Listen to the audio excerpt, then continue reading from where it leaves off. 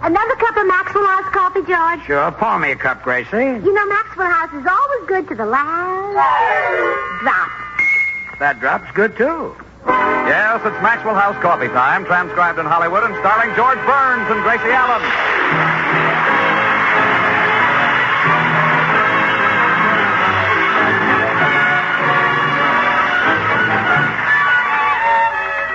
With our special guest, Rudy Vallee, yours truly, Toby Reed, Mary Lee Robb, Dick Crenna, Harry Lubin and the Maxwell House Orchestra, and Bill Goodwin. For America's Thursday night comedy enjoyment, it's George and Gracie. And for America's everyday coffee-drinking enjoyment, it's Maxwell House. Always good to the last drop.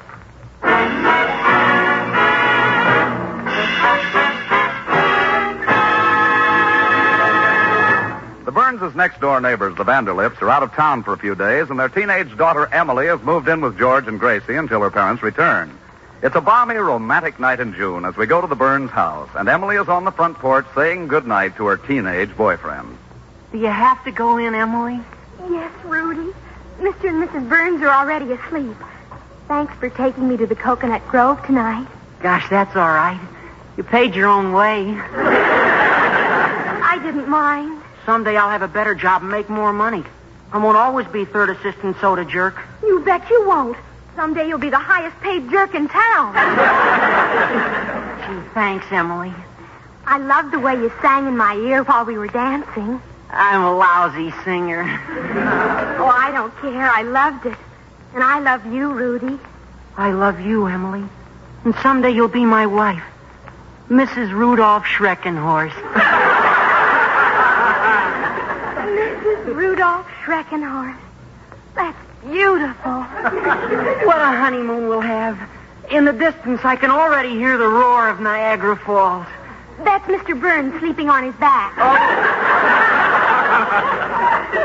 I have to go in now, Rudy. Can I kiss you goodnight, Emily? If you want to. Fuck her up.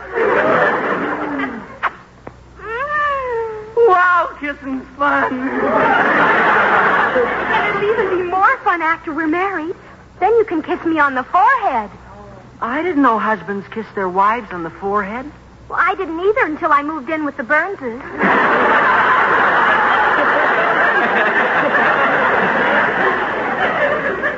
Good night, Rudy. I'm going in and write about you in my diary. Good night, Emily. I'll count the seconds while I'm away from you. Do that, Rudy. 1, 2, 3, 4, 5.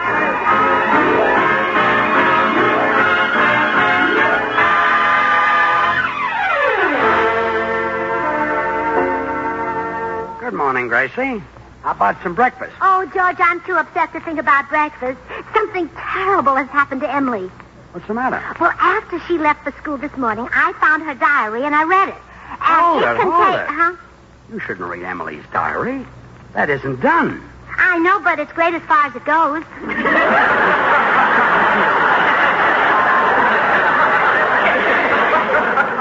It's not nice. I'll say it isn't. You know what I found out? She's in love with Rudy Vallee. What? It's true, George. Emily's been dating the hobo hugger. Hobo hugger? Tramp kisser? You mean vagabond lover? Yeah, that's it. Hobo hugger, huh? It's all right here in her diary. She and Rudy are engaged to be married. Oh, go. Little kid and a man old enough to be her father. That could never work. Well, I don't know, George. We've been very happy.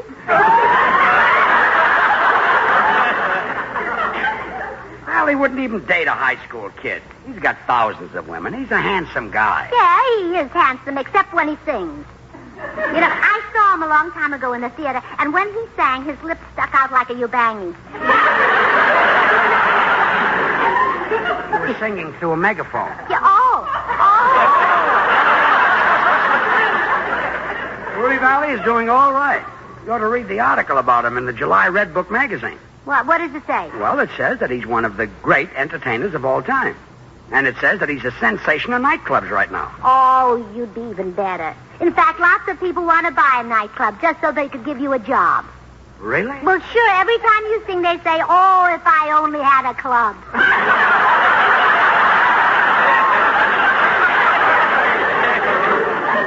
Let's drop the whole subject.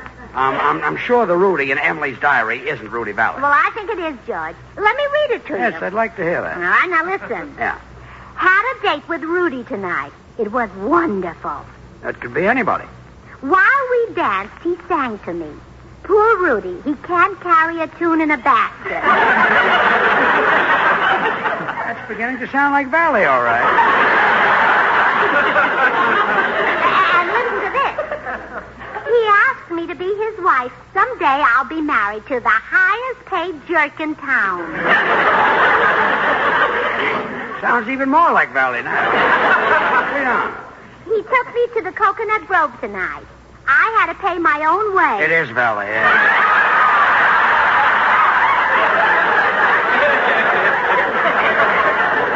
Gracie, you've got to break this thing up. We're responsible for that girl. Well, I know. I wish Emily's father were in town. Old Vanderlip is a Yale man like Rudy. He could straighten everything out. How? He could appeal to Rudy. Well, I think Rudy would still prefer Emily.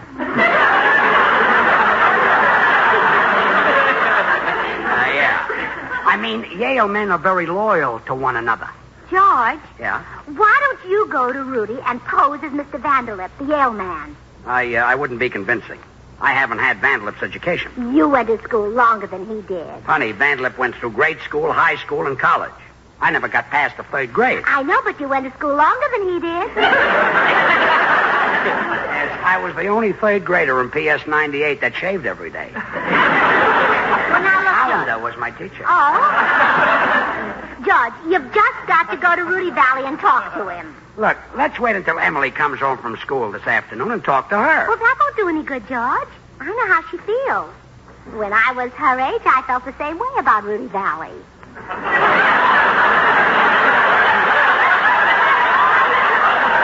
And so did my mother before me.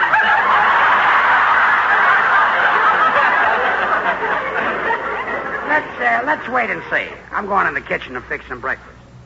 See if I can fix some chicken charmin. Well, if he won't be Mr. Vanderlip, I'll be Mrs. Vanderlip. Somebody's got to talk to Rudy Vallee.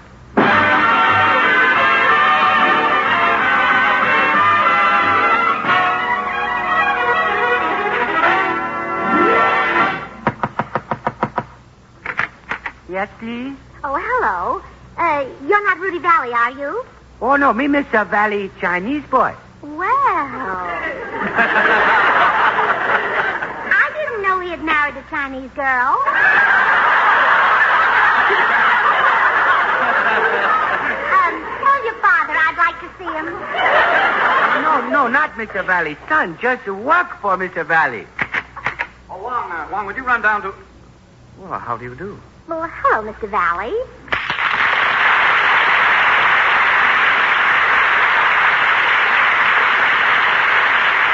Well, don't just stand there, Wong. This attractive young lady has just come in from the heat of the day. Fetch a glass of champagne for Miss... It's Mrs. I'm married. Oh. Well, don't stand there, Wong. Bring her a glass of water. No, don't bother. I'm just here to give Mr. Vallee a piece of my mind, and that won't take long. Excuse, please. I gather that you've come to upbraid me. No, I'm not here to fix your hair. I came to tell you that you've got to stop chasing Emily Vanderlip. Emily Vanderlip? Yes. I've dated a Jessica Vanderlip, Clarissa Vanderlip, also a Florence Vanderlip, but Emily escapes me. Well, the next time she escapes, don't chase her. She's too young and innocent. Why, I don't think she's even been kissed. You say I've dated her? Many times. She's been kissed. Then you should be ashamed of yourself. She's only 17. 17? Then I assure you I have not dated the girl. My conscience would never allow it, not to mention my attorneys.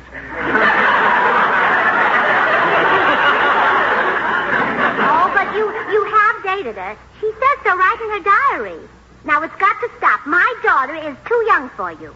Emily is your daughter? Not only that, I'm her mother. But you look too young to have a daughter, 17. Oh, I'm older than you think. Really? Oh, yes, I'll soon be 20. believe it, huh? Oh, hardly. How long have you been married? 15 years. You were married at 5? No, I think it was about 3:30. Just a moment. About this 17-year-old daughter, don't you have your figures mixed up? No, this is mine. She's wearing hers. I mean, you can't possibly be 20. Married 15 years and have a daughter 17. No, huh? No. Well, let's try it this way. I'm 15, I've been married 17 years, and I have a daughter 20. Now, even I can see through that one. Why don't you tell me the truth? You have to forgive me. I'm terribly upset about you and my daughter. Emily's father should have come to see you. You know, he's a Yale man like you. Your husband went to Yale? No. Emily's father went to Yale. You've been married twice. Twice? No, only once. Isn't your husband your daughter's father? Yes, I guess he should be, shouldn't he? You know, he's beginning to sound more like a Harvard man.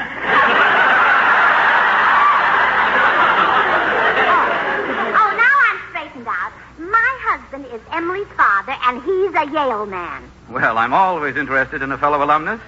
Did your husband get a letter at Yale? Oh, sure, I wrote to him every week. I mean, you don't understand what a Yale letter is. Well, what is it? Why? That's what I say. Who cares? Madam, may I have your address? 360 North Camden. Thank you. I'll drop over and talk with your husband about this. You're too upset to make sense, but perhaps we Yale men can straighten this thing out. Oh, no, you mustn't talk to my husband. Why not? You see, he's even more upset than I am. He doesn't even remember going to Yale. How ghastly. And it's all because of you and our daughter. You've just got to give her up. But I don't even know the girl. Oh, Mr. Vallee, I'm serious about this. You can play dumb, but I'm not playing.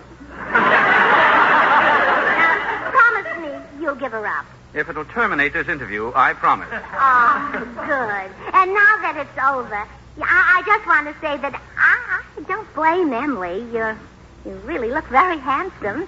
And quite young, too. Thank you. Though it's a funny thing, you looked younger when I first came in. I was younger. I would say that your little visit has aged me about 5 years. Ah, you're sweet. Well, goodbye, or as you Yale men say, anchors away. Watch out for girls. I will, and you watch out for squirrels. What an experience. Oh, Wong. Oh, yes, sir, please, Mr. Vallee. Wong, I'm going over to 360 North Camden to rehabilitate an old Yale man. Worry over his young daughter has unseated his mind. He doesn't even remember going to Yale. Oh, how ghastly. Yes, my therapy should be to take him back to the good old days of New Haven. Fetch my raccoon coat, my Yale pennant and beanie. Lie away. You'll find them in my room where I took them off last night.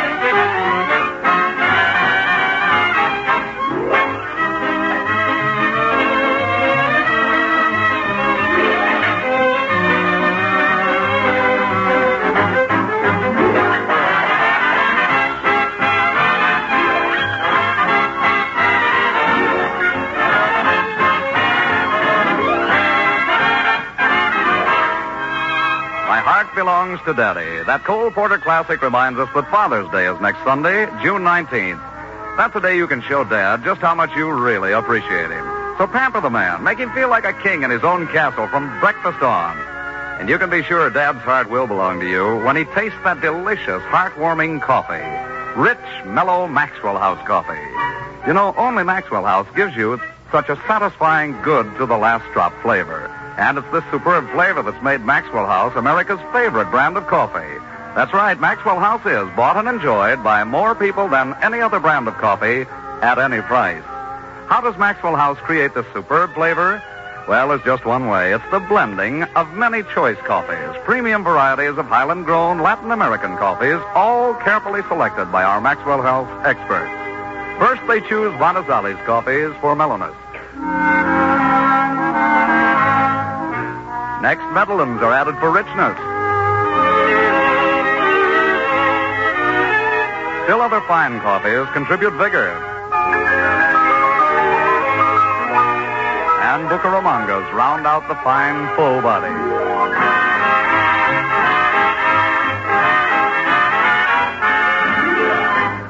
This perfectly balanced Maxwell House blend is then radiant roasted to flavor perfection and brought to you vacuum-packed in the familiar blue Maxwell House tin. And ladies, vacuum packing is especially important these days.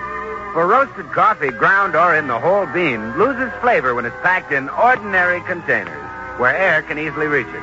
But Maxwell House coffee is carefully vacuum packed, so you get all the flavor and goodness you pay for. So, friends, discover the extra flavor, the extra enjoyment of Maxwell House, the coffee that's always good to the last drop.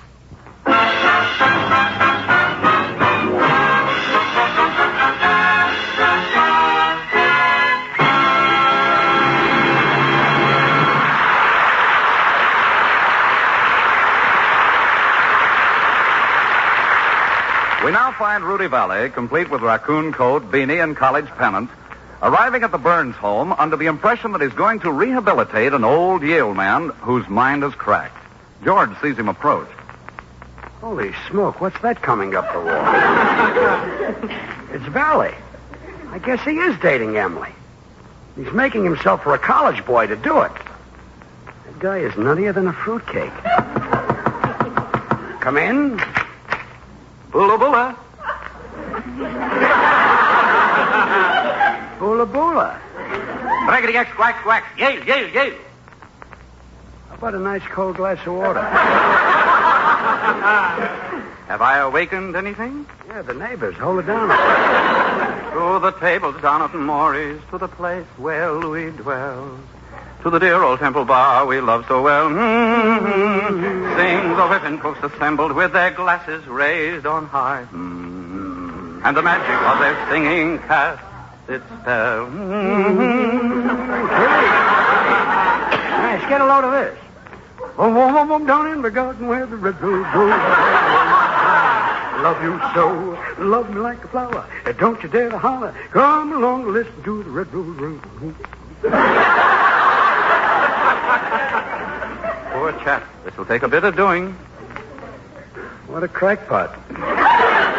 Think back, old fellow. Can't you remember your school days? Yeah, a little. Back in old 98. 98, eh? That was a long time ago. Did you take part in any sports? Yeah, played a little pussycat and potsy. You must have had jolly times at Yale. Yale? Yes. Don't you remember? You're a son of old Eli. Oh, man's name was Sam.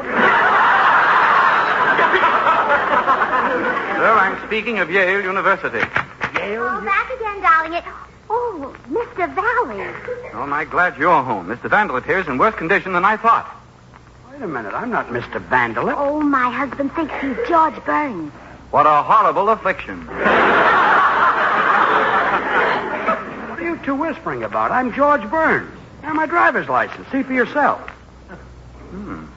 Madam, this man is George Burns. Well, how do you do, Mr. Burns? I'm Mrs. Vanderlip.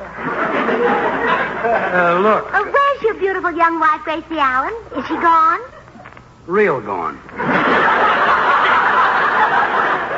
Now, let's straighten this thing out, Rudy. I'm George Burns, and this is my wife, Gracie. If you pardon my saying so, you two strike me as both being rather peculiar. That's great, coming from a guy who's wearing a raccoon coat and a beanie. Well, just who is Emily Vanderlip? Well, she's a neighbor girl who's staying with us for a while the folks are out of town.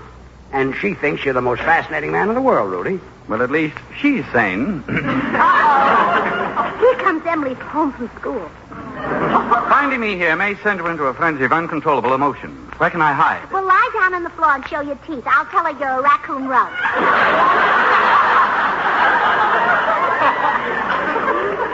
Come in the den with me, Rudy. Yes, now I'll try to reason with Emily. Oh, Vallee, Vallee, why were you cursed with this fatal charm? Come on, Mabel Murray. Let's go. Hello, Mrs. Burns. Oh, Emily, I'm glad you're home from school. Wait till I get up on a chair. Get up on a chair? Well, you're taller than I am, and I want to have a heart-to-heart talk with you.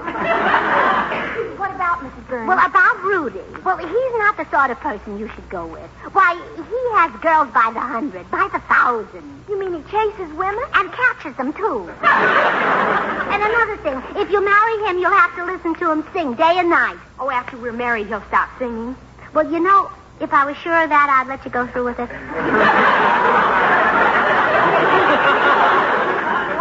To anyway. I want Rudy to be the father of my children. Why, Emily, how many have you got? Not yet. Oh, forget him, Emily. Do you know how old Rudy is? Yes, he was 18 on Columbus Day. Well, there you are. That was in 1492. Now, that would make him about, oh, my goodness, he's older than George. Mrs. Burns, have you ever seen Rudy? Well, sure. He's in the den with George right now. Oh, he is? Oh, gee. Come in. Hi, Gracie. Oh, hello, Emily. Oh, hello, Mr. Goodwin. Well, now, if you'll excuse me, I want to go to my room and get all prettied up for Rudy. Don't let him get away. Hey, Gracie. Emily got a new boyfriend? Yes, Bill. He's Rudy Vallee. No fooling. I didn't know the old silver-nosed tenor had a son. This is old Silver Nose himself. Oh, you're kidding. Well, I'll show you. Oh, Rudy, George, come on out. Oh. Hello, Bill. Well, Bill Goodwin. Rudy, what's this about you dating Emily Vanderlip? Oh, Bill, I've never met the girl. As frequently happens, she has built a dream fantasy around Vallee. Women of all ages find me the most irresistible of men. Would you get the colossal conceit of this guy? How can he say that he's the most irresistible of men when he knows I am? Couple of shy kids. George, this gives me an idea. Bill, you take Emily away from Rudy, and George will take her away from you, and then I'll take George away from her, and she'll be back where she started. Bill, take a girl away from me with my Barrymore profile. You know, Rudy, you do look a little like Ethel. Oh, Goodwin, you're merely jealous. Because after a girl dates me, she never calls you again. Well, after she dates you, she can't call me. She hasn't got a nickel left. Easy there, Goodwin. Not safe to arouse the ire of an old Yale man. It is when he's as old as you are. This is too much. Mrs. Burns, I need something to restore my composure. Could you fix me a cup of Maxwell House coffee? Well, I'll be glad to, Rudy. Hey, you drink Maxwell House coffee? Yes, and I warn you, Goodwin, ridiculing me is bad enough. But if you dare say one detrimental word about mellow, delicious Maxwell House coffee, I shall trounce you. But Rudy... Quiet. How could a nope like you appreciate the consummate skill that goes into the making of Maxwell House? The way those superb Latin American coffees are expertly blended and then radiant roasted to the very peak of flavor perfection. Well, yeah, but Rudy... Silence. I'll have no aspersions cast upon Maxwell House. It's America's favorite brand of coffee, always good to the last drop. Now, have you anything less to say? Yes. I love you. And George Burns, shame on you for even suggesting that I could take a girl away from this fine, handsome, intelligent young college boy. Thank you. I didn't suggest it. It was Gracie's idea. Why don't you ball her out? What? Ball out the boss? I want to work next season.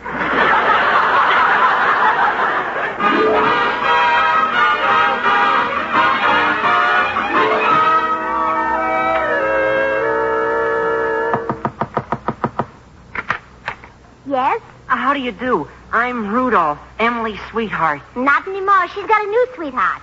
What? Oh, but I'll tell her you're here. You say your name is Rudolph? Schreckenhorst. Watch your language, young man. No, I'm Rudolph Schreckenhorst. Oh. Hey, maybe you're the one who can take her away from Rudy Vallee. Come on in the den. Boys, our problem may be solved. What have you dreamed up now? Well, this nice young man is going to take Emily away from you, Mr. Vallee. That's right, sir. How do you do? This hobbledehoy I'm not a hobbly-hoy. No, he's a Schreckenhorst. Gracie, this won't work. Oh, yes, it will. Vallee won't have a chance against this boy. This is the final insult. Until this moment, I had no interest in Miss Vanderlip. But now I shall turn on every ounce of my magnetism and reduce her to a quivering mass of adoration. Well, do it outside. I just swept this floor. It's too late. Here comes Emily. Mrs. Burns, did you tell... Rudy, darling. She spies me. Her heart flutters. Emily. Let me kiss you, dream man. If you must. No, young lady. I'm over here. You're kissing the Schreckelhorst. The magnetism, Rudy. Make it quiver. Ah, a bit of music will do it. I shall play my trump. Oh, I thought you played the sax. I was referring to my incomparable voice. My time is your time. Gosh, I wish Mr. Burns had stopped that awful singing. No, it's not Mr. Burns. It's that other man. You mean the old creep with the megaphone? Yeah, I think his name is Rudy Vallee. Never heard of him. Let's go, lover. Coming, honey, baby. And no one like you. Rudy. My time is Rudy. your time. Kid. Look, you can stop singing. Somebody just beat your time. Yes, Rudy. The Schreckenhorst came in first. This is unbelievable. I must be dreaming. Mrs. Burns, will you pinch me? Oh, no. Just because you lost Emily, you're not going to start a romance with me. My time is your time.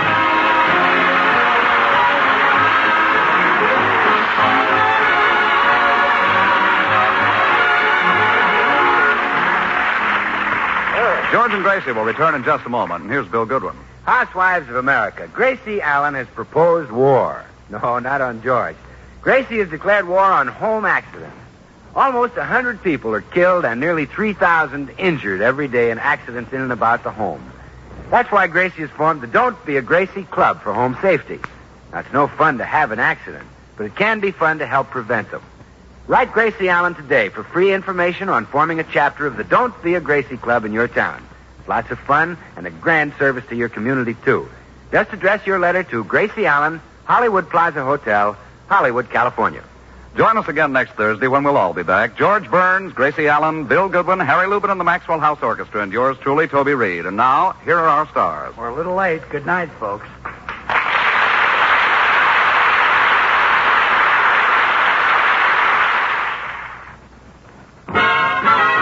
If you like good things the easy way, Good things the easy way.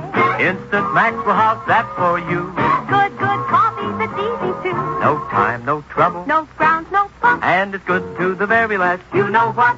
Yes, Instant Maxwell House means great coffee instantly in your cup. Here's real instant coffee. All pure Maxwell House coffee in instant form. Enjoy instant Maxwell House. Instantly. Good to the very last. You know what?